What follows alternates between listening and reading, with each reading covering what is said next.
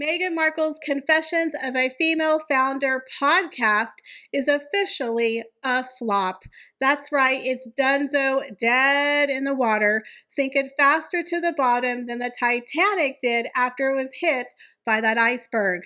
Now, Meghan Markle has decided she is no longer going to prove it to anybody, but instead she's going to try to convince us. That's right, Meghan Markle is trying really hard to convince all of us that she's a good friend, that she's a nice person, and that she is a success story. Meghan Markle sat down with her billionaire bestie, Jamie Kern Lima, and tried to tell the world how wonderful she really is. But in my opinion, this completely backfired on her, and nobody's buying her shtick anymore. Y'all, we have a lot of juicy Royal Daily Tea to get through today, so you know what to do. Sit back and relax, grab yourself a beverage, and let's get into the Royal Daily Tea.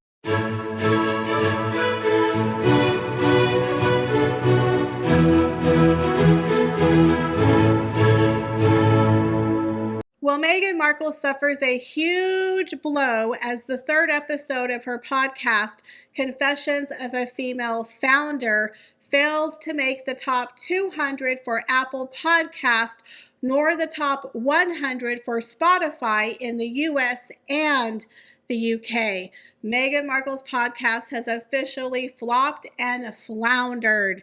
Meghan Markle's podcast was so boring that a show called Sleep Cove, which was a self-guided sleep meditation, ranked higher than Meghan Markle's podcast. People would rather listen to a show that put them to sleep on purpose than Meghan Markle talking about herself. Now in the South, we would say, she gone.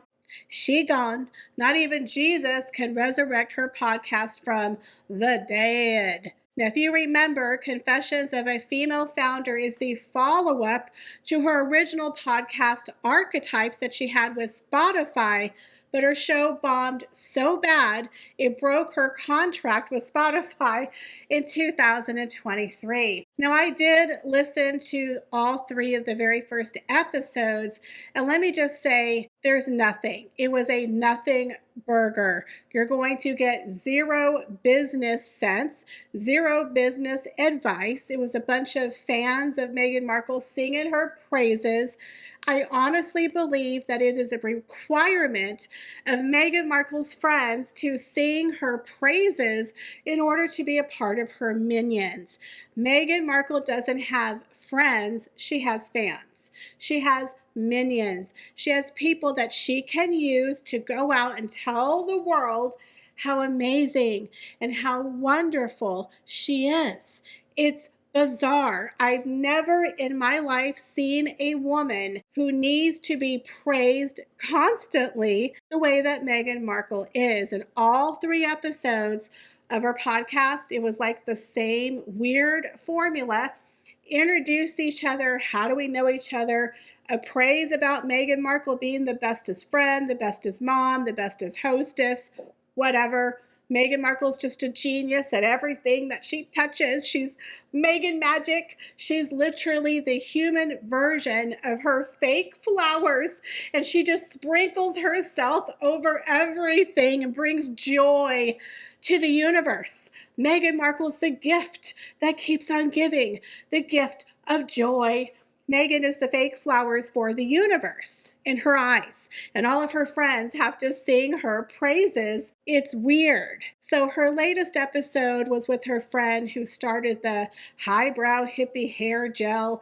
It was boring. It talked about social issues. It was very high on race issues and how she felt a need to have a hair gel. It talked about nothing about the actual creative process, and she was rich. She already had a rich salon with a bunch of rich celebrity friends. It wasn't like a real struggle. It was boring, absolutely boring. Nothing to talk about, a nothing burger. I'm not surprised that it flopped because I actually listened to all 3 episodes, and I can tell you honestly, you get nothing, okay? Except for Meghan making it all about herself and all these weird stories that somehow ties to her being the greatest human being or a victim.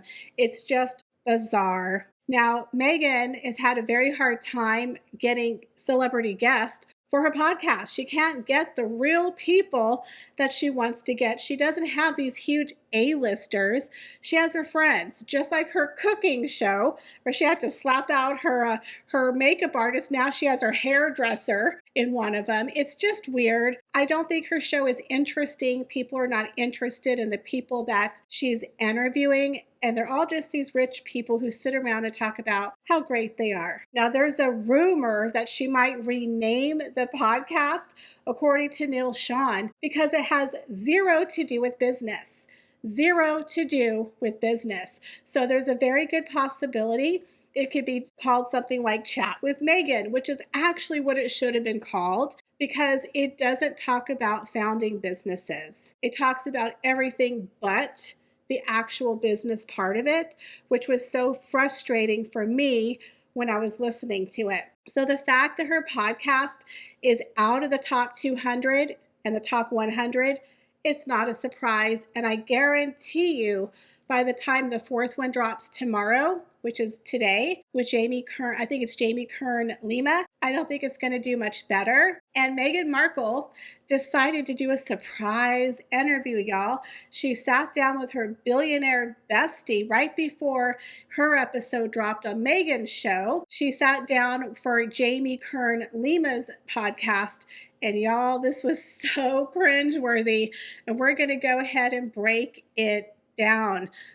So Meghan Markle thought it would be a great idea, again, trying to get some more free PR, to sit down with her billionaire bestie, Jamie Kern Lima. Now, I actually do like Jamie Kern Lima. She is the founder of It Cosmetics, which sold to L'Oreal for a huge amount of money. This woman actually is very, very successful and self-made. In my opinion, she is more successful than Meghan Markle will ever be. Meghan Markle married well, period. That's it. But this woman actually is self-made. Now, the interesting thing about this podcast, of course, is again, it followed the usual Meghan Markle format, which means you have to praise Meghan Markle and you have to praise her often. It's like all of her guests have to pay her homage. Again, to be in Meghan Markle's inner circle, that's a requirement. You have to tell Meghan how awesome she is. She needs constant reaffirmations, confirmations of how amazing she is. The two of them together made you want to stab your eye out. It seriously did. So I'm going to give you a very high synopsis overview of the breakdown of this interview, because again, it was cringy. So in my opinion, it started off very Oprah-esque, where they met each other in little sweatsuits and, of course, no makeup because they want to be authentic. They're being real. We're being real. Walking through the rose garden at Jamie's mansion as one does. And then they sat down in the studio gushing over their friendship and how great they are and blah. Their meet cute and whatever the usual crap that they normally do for Meghan's interviews. Now, I will say Jamie did ask a couple of interesting questions. Again, something that we've all been talking about in the public. So I do know they hear us because Meghan always counteracts stories that are in the tabloids. So you can't tell me you're not aware of what's going on. Again, from this Hollywood fame thirsty trollop, we all know she follows everything that's in the news and in Hollywood. Absolutely don't believe that they don't listen to anything that's happening in the media. So during the interview, here are some buzz points that I picked from it. Meghan Markle has decided she's done.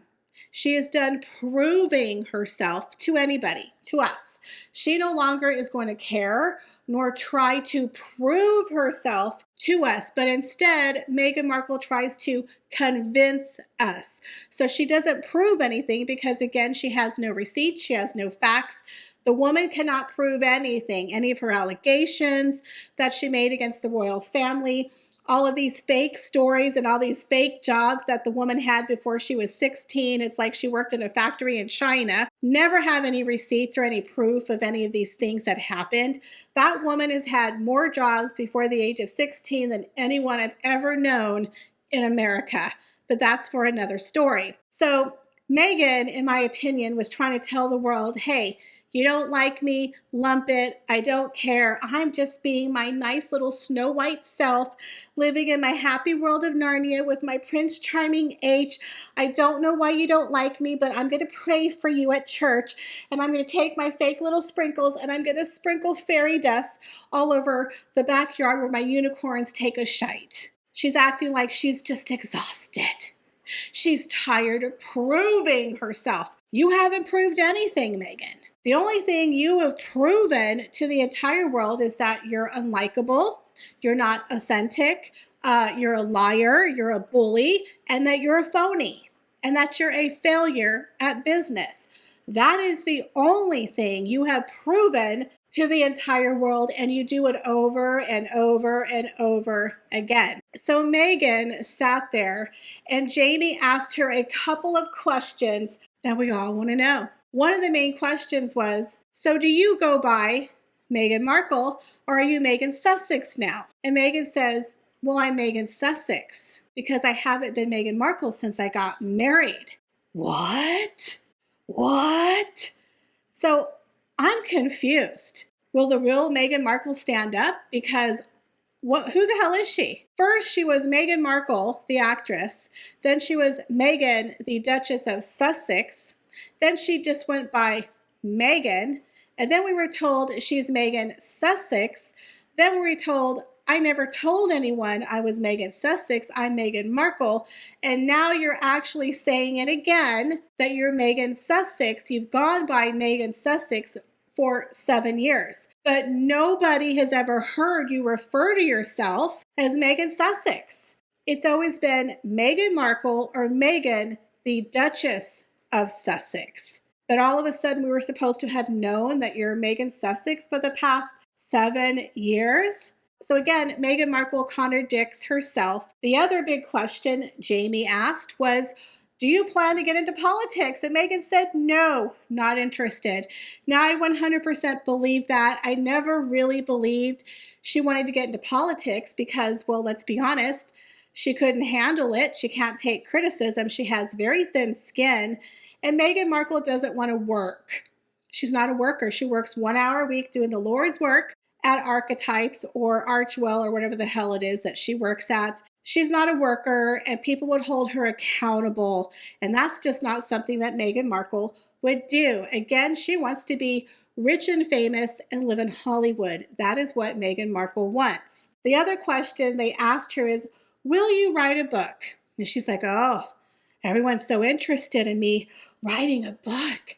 You know, I have a lot to say and didn't sign an NDA. She didn't say that, but we all know that's true. She said, I still have a lot of life to live before I'm going to write a memoir. To me, that's code for wait for the divorce. Wait for the divorce. It's coming. And then the other thing about Meghan is she really, really likes to tell people, I'm a mom. I'm a mom. It's like, why do you have to convince people so hard? Again, you just told us you weren't going to prove anything to us, but you're constantly trying to convince us that you're happily married, that you live in Narnia, your husband's Prince Charming, he's so in love with you, your children adore you, and you're the greatest mom ever. Why do you constantly have to feel the need to convince us?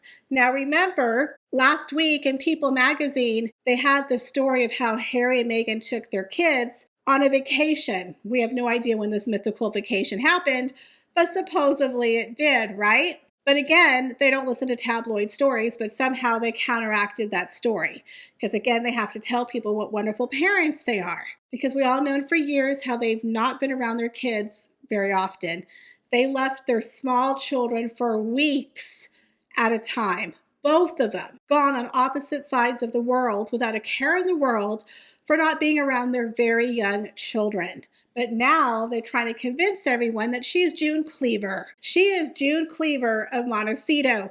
If you look at her most recent Instagram post, she's at home making jelly with Lily. Look at me, y'all. I'm June Cleaver. I think Meghan Markle needs to start selling a string of pearls so she can tell everyone, hey, you could be the June Cleaver of Montecito just like me. I'm such a homemaker. I'm such a trad wife. I thought you were a feminist, Meghan. I thought you were She-Ra, but now you're a trad wife. You're June Cleaver. Again, she's such a hypocrite. She goes back on everything that she's ever stood for. So the other thing I picked up on was that Meghan Markle really wants her children to tell the world how amazing she is. I really feel bad for them in their teen years, and there might be a Mommy Dearest book coming out very soon. So she talked about how she set up an email account for her children and that she sends them messages and emails every single day, kind of like a digital scrapbook. And Jamie Kern Lima said, and what do you want your daughter to remember about you in the future? And she's like, I want both of my kids to remember how much their mother loves them, like how much I've sacrificed for them. Again, it sounds so narcissistic, like you better pay homage to me, children. It was just weird. She's cringy. The whole interview was trying to convince us that her and Harry are in their honeymoon phase. 7 years into their marriage, he's just so in love with his wife that he had to write a letter that came from Harry and the children. And she sits there and she reads this really gushy letter where she breaks down in tears. Again, Meghan and Harry are always trying to convince the world they're so happy. And there's something that is not to be taken for granted when you have a partner and a spouse who is just so behind you. You know, I mean, that man loves me so much. And, you know, look what we've built. We've built a beautiful life and we have 2 healthy, beautiful children. And, you know, and I always think about it like the end of Super Mario Brothers when you get to the final level. And what's the goal in Super Mario? They're like, slay the dragon, save the princess. I'm like, that's my husband. He's just out there just constant. Like he's just going to do whatever he can to make sure that our family is safe and protected and we're uplifted and still make time for date nights. Are you in love now more than ever, more than you've ever been? Yeah. I mean, you have to imagine at the beginning, everyone has like butterflies and then we immediately went into the trenches together. Yeah. Right out of the gate, like 6 months into dating. So now 7 years later, when you have a little bit of breathing space, you can just enjoy each other in a new way. And that's why I feel like it's more of a honeymoon period for us now. If you look at the interaction between them in New York City, the way she treats her husband like the spare, the way she walks in front of him and ignores him, that doesn't look like a couple who's in their honeymoon phase.